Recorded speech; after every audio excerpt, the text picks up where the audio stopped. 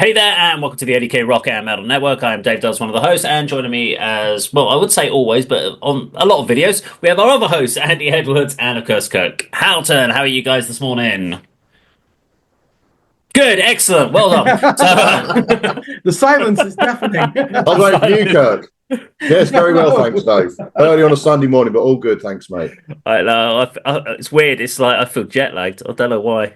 Well, I was saying off camera that I'm surprised how much I enjoyed the new Cradle of Filth album yesterday when I reviewed it for Screen Blast Repeat.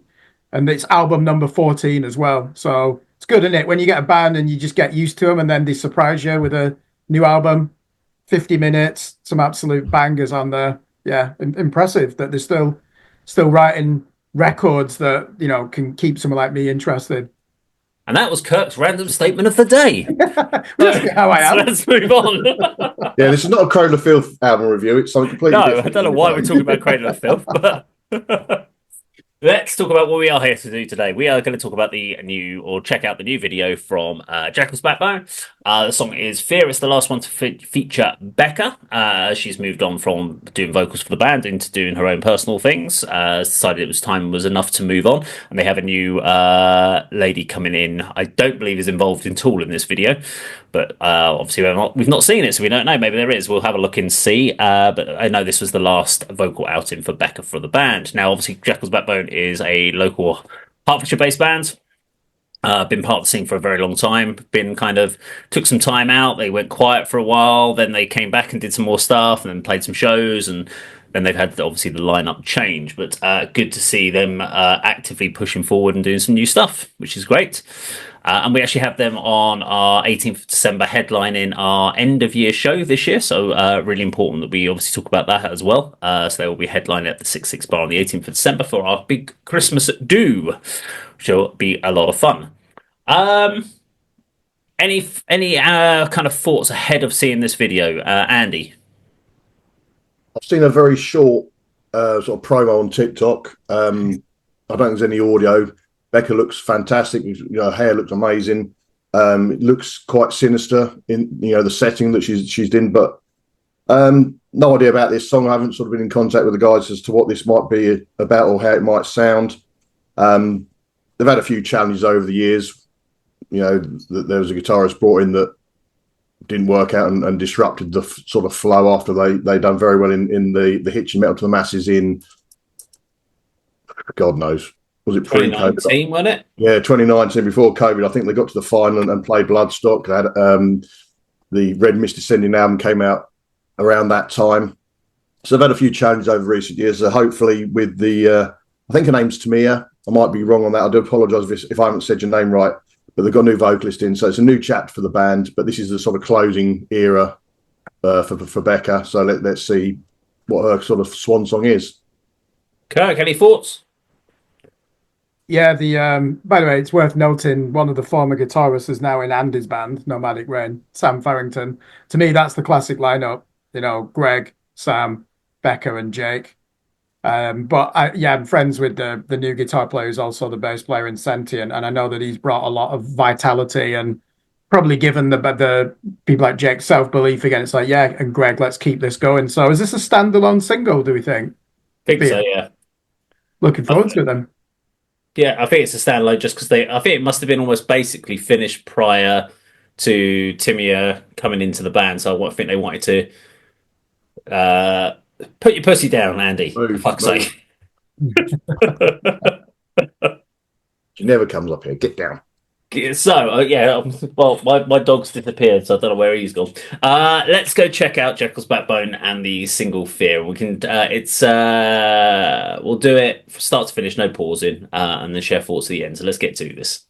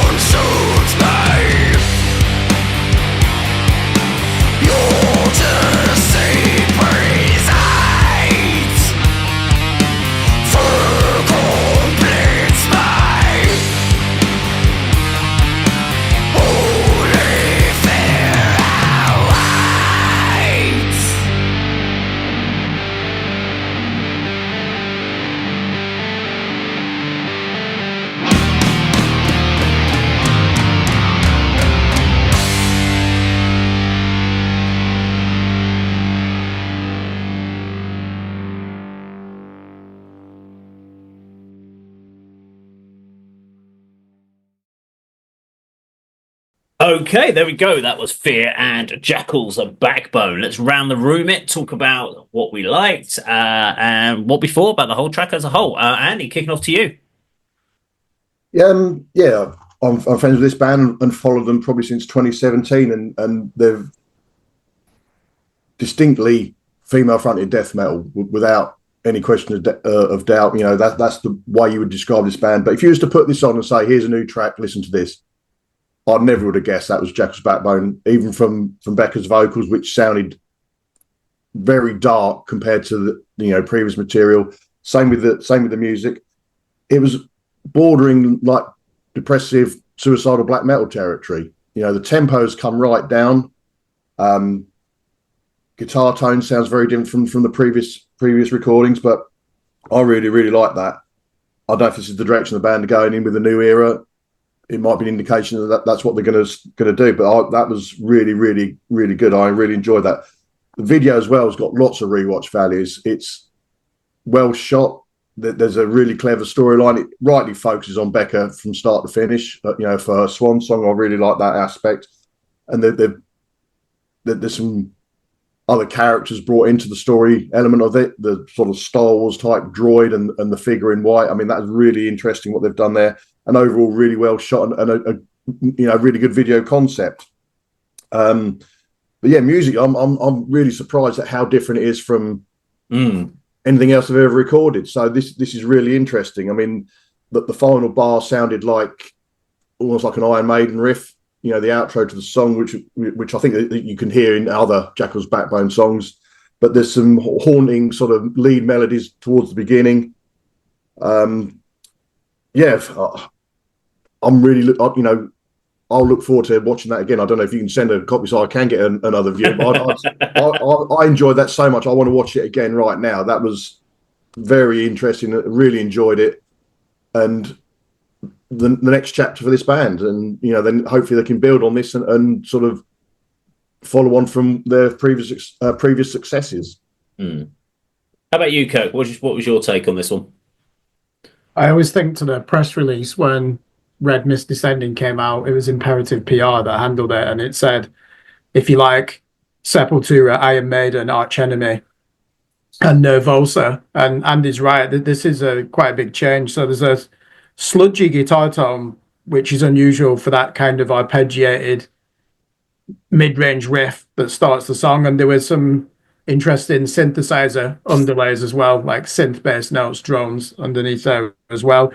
But they've still got a hint of hard rock at points where they're using those mid-range power chords as well, and that was in the intro. So I'm getting not mixed vibes, but competing genres coming through, in heavy guitar music there, which is great because I always want to be surprised. It had a bit of a doom metal vibe, didn't it? And unusually for Jackals Backbone, there's a big emphasis on lead guitar, or certainly melodic guitar phrasing. I wonder if that's Tom Bickerdie, we know is the guitar player now. I mean, Greg is an excellent guitar player, but he used to hand a lot of the lead stuff over to Sam Farrington and the chap that replaced him. And if that is Tom, then yeah, he's had an immediate impact. He must not be named. Yeah, exactly. Tom's had an immediate impact. I mean, I saw his name as the main director of the video as well. Becca's vocals, crystal clear, aren't they? It's so impressive for somebody who's using that harsh death metal approach as well. So I was hearing Paradise Lost with, Arch Enemy type vocals in there as well. Is it me? Was the entire video in slow motion? Was there any point in that was not slow motion? Yeah, there's points that were not slow motion. It's all about careful positioning. Yeah.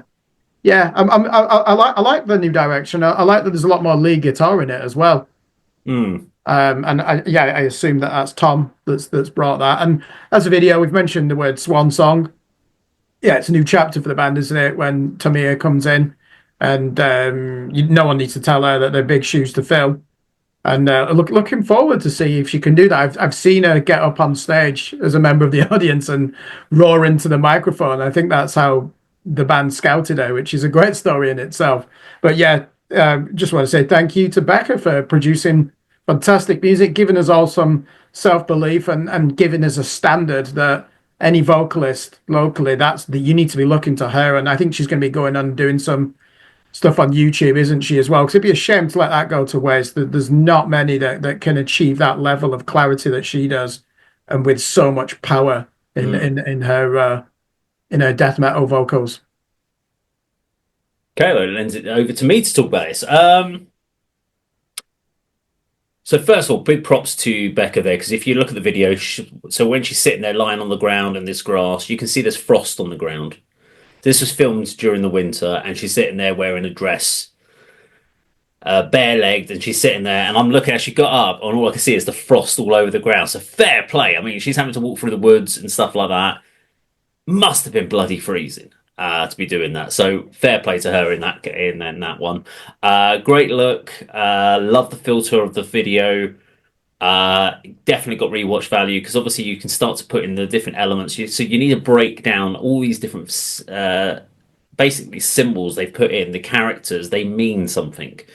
So obviously, if I had the lyrics to hand, you could start to break that down. And you saw at the titles at the end, there was things like saying like loneliness, death, and they were different characters that they portrayed. So I'd need to go back there and look at those, understand it. What does that mean? Is this personal to Becca and her leaving the band? Is that what they're trying to do about the fear at the end of a chapter and moving forward? Is there something else in there? There's a lot you could digest on this. So there's definitely some rewatch value from the video there, which I enjoy. You always ask a question in a video like this, would you have put live performance elements in it? I don't think you would. I think this one works really well as just being a pure video. Absolutely. And Yeah. artistic from an artistic point of view. Sometimes you want to break it up with live performance stuff, but putting them in a forest and having the band play the forest would have ruined it. I think you need to have that isolation piece to keep it real. Um, yeah, so some really good bits in there from the musical arrangement. Yeah, very surprising. I picked up again, like you said, the melodies from Paradise Lost leads specifically over that intro before Becca comes in when they start putting the layers in there. The drum pattern has got that swing drum pattern, which I love. I absolutely love that style of playing the dum dum ta dum bum bum bum ba, which is also very similar to something like Stereophonics. Is it what I or not? No, Manic Street Preachers. Yeah, Design for Life. Designed for Life. Design. Dun, dun, dun, dun, dun. Yeah, It's a swing beat, and that's basically you've got a swing beat underneath a doom riff, which is great. One of my favorite like kind of go tos for like a warm up. So I thought that was really good. I've got my saying. There's a good 3 minute song in there. There's a good 8 minute song in this song. For me, this is too short. good I'm level. gonna say it. It's 4 minutes Oh, wow. long, and I actually felt this could be expanded out further. This felt like it could have gone somewhere else. Vocally, there wasn't enough vocals in it. To me, it didn't feel like you got a couple of verse bits out of it, and then the song came to an end, which I was like, okay, you've had about 3 minutes 40, and it kind of then started that 20-minute fade, 20-second fade out at the end, and I'm like, I want more. I want this to be a bit. I want you to expand out on this. This being this sort of tempo, it's fine. You can do a 4 minute song when it's all like intense, fast. The vocals coming in the first 15 seconds, but we had like over a minute before I think before the first set of vocals kind of came in, and it was all atmospheric. It was all building, and you kind of go, you guys, you could have expanded this to a 7 minute song quite comfortably and had a midsection taking it somewhere else, and then just come back with some roars at the end, or you could have made it an epic piece. And I think there was a little bit, maybe there was a fear element of them for not wanting to do too long a song. But I think they definitely could have. They could have easily gone down the Doom route of going for a longer track here. And I would have been grateful for it, which is unusual for me to say that. very unusual. Yeah. Yeah, I like my songs short and sweet and to the point, but I really enjoyed that. I can't wait to see it live. I don't know how it's going to sit in with the rest of their material from their on their sex. It is very different. And I think I like you guys. I'm intrigued to see how this moves forward with new material. In where they go in their next direction. But I'm sure it'll be very exciting to see. So there you go. If you enjoyed our video today, please do like, share, and subscribe, and we'll see you on the video sometime very soon. Take care.